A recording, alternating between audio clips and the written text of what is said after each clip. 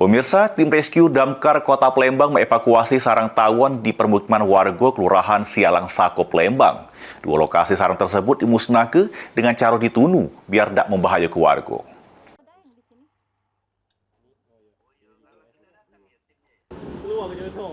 Inilah sarang tawon Vespa yang dimusnahkan tim rescue Kota Palembang dengan cara disemprot cairan anti serangga serta ditunu.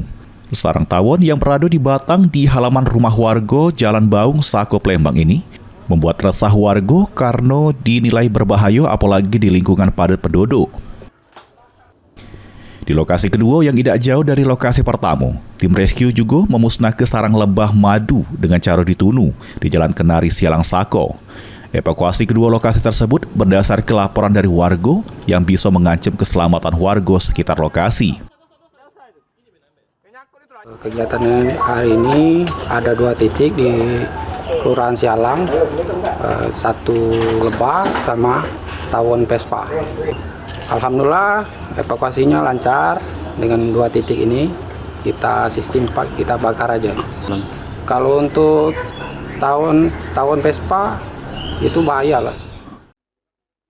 Tim rescue Damkar Kota Palembang menghimbau warga untuk gancang melapor, namun ada hal yang bisa mengancam keselamatan termasuk hewan liar. Mulyadi, PAL TV.